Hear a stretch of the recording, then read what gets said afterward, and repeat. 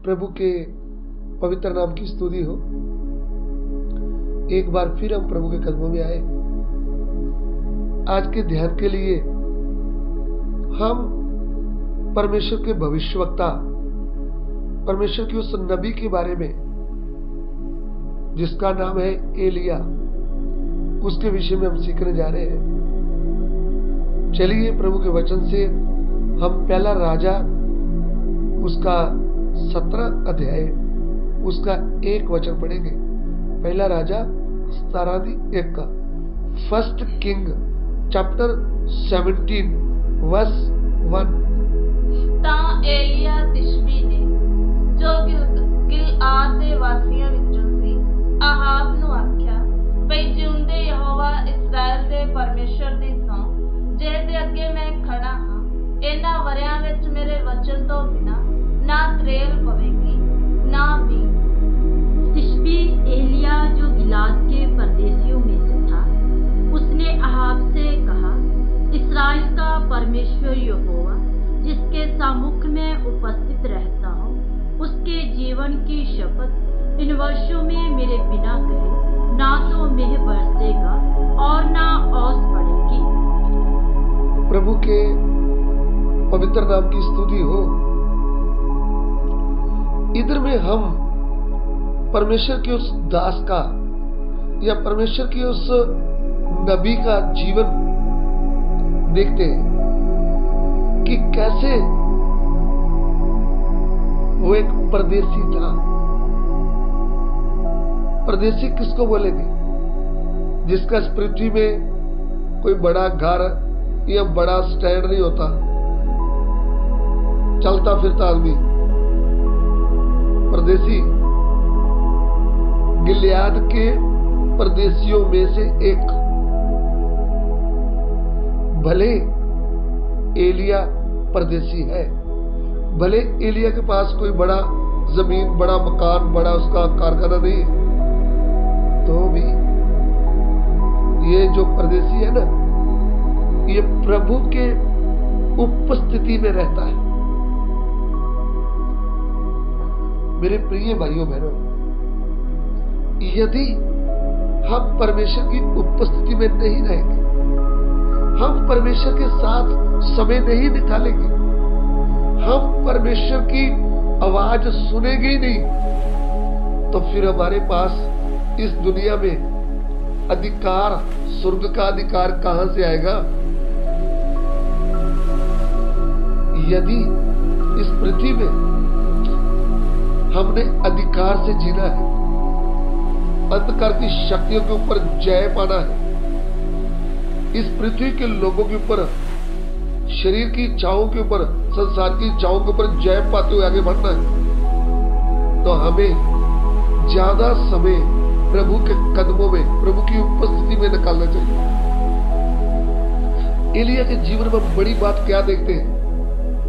वह प्रभु के सामने खड़ा रहता है, प्रभु की आवाज का इंतजार करता रहता है, प्रभु के साथ समय व्यतीत करता है। तो हमें क्या सीखना है? एलिया के जीवन से हम क्या सीख मिलती है? हम भी प्रभु के साथ ज्यादा समय व्यतीत करें, हम भी प्रभु के कदमों में गिरे रहें, हम भी प्रभु के वचनों के ओर ध्यान करें, हम भी प्रभु की आवाज सुनने के इश्क हो जाए। एलिया के जीवन में एक बड़ी खूबी क्या थी? वह परमेश्वर की उपस्थिति में बना जाता। और जब हम परमेश्वर की उपस्थिति में बने रहेंगे, तब परमेश्वर हमसे बात करता है। जब परमेश्वर बात करता है तो सबको हैरान करके रख देता है। इधर में अहाब राजा जो परमेश्वर को भूल गया है, जो अपनी मर्जी से चलता है, जिसके कारण उस समय के प्रभु के चुने लोग, इस्राएली लोग भी परमेश्वर से दूर हो गए हैं, परमेश्वर को भूल गए,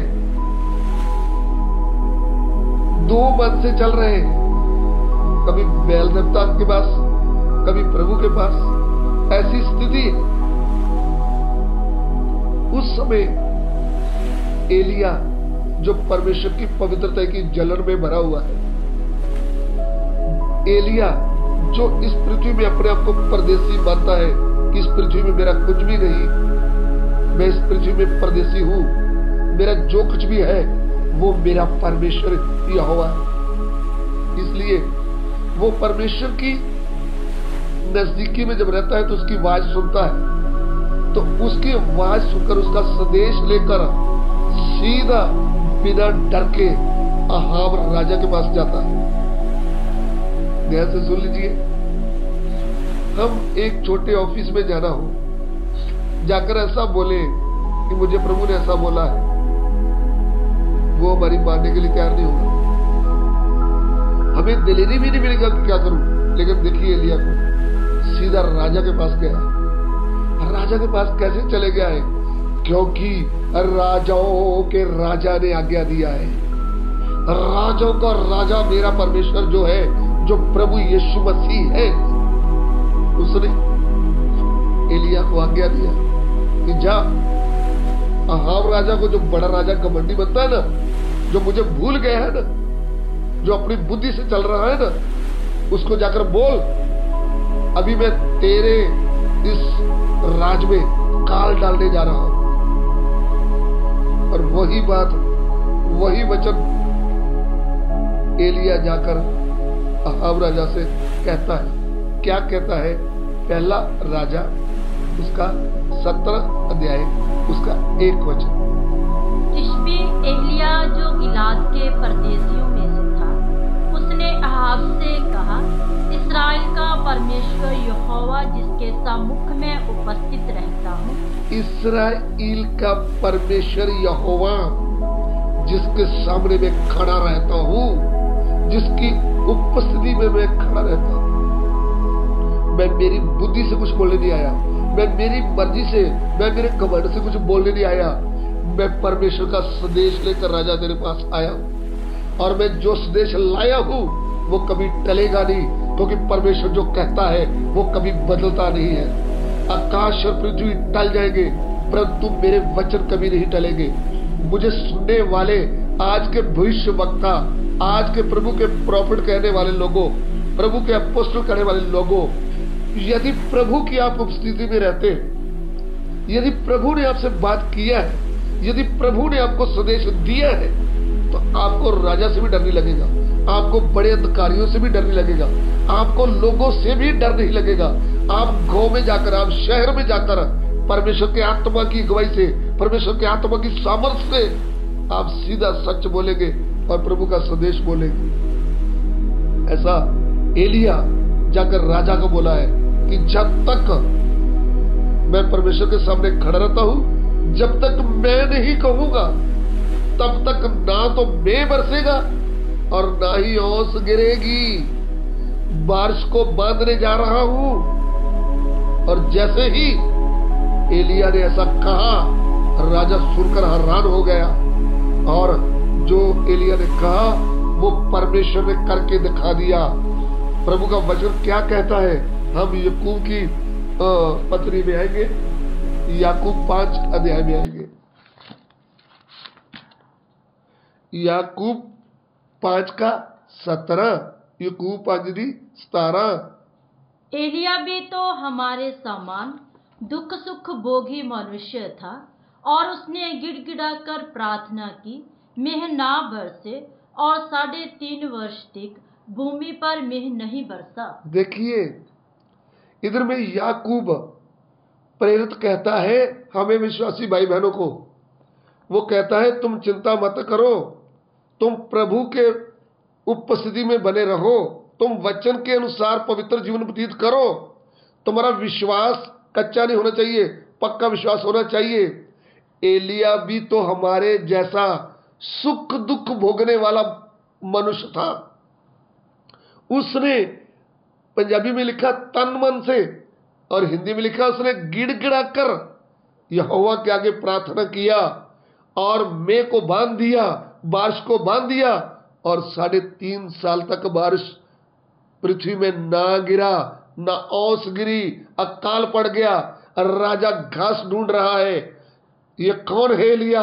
एक परदेसी है, इसके पास ज्यादा कुछ है नहीं, दुनिया को दिखाने के लिए कुछ है नहीं, ज्यादा पढ़ाई लिखाई है नहीं, लेकिन इसके पास परमेश्वर का दिया हुआ संदेश है। आप इस पृथ्वी में चाहे एक गरीब है, अनपढ़ है, पढ़े लिखे नहीं है, आपके पास प्रभु का संदेश है तो लोगों को मानना पड़ेगा और स्वर्ग आपकी बात मानेगा। ऐसा स्वर्ग का संदेश, स्वर्ग की सेवा करने का जब हम ऐसा काम करेंगे तो प्रभु हमारी भी प्रार्थना का उत्तर देने वाला है। सो प्रभु ने एलिया की प्रार्थना को सुना और उसका उत्तर दिया। वचन कहता है जो प्रार्थना विश्वास के साथ किया जाएगा वो प्रार्थना आज भी सुनी जाएगी और परमेश्वर उसका उत्तर देने वाला है।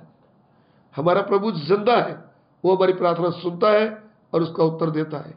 आइए हम सिरों को झुकाएं। हमें भी प्रभु की उपस्थिति में बने रहना चाहिए, हमें भी अपना समय प्रभु के साथ व्यतीत करना चाहिए। यह बड़ी बात हमको प्रभु के वचन से मिलता है। प्रभु जी, जितने भाई बहन भी आपका वचन सुने, तेरे वचन उससे बातें करें।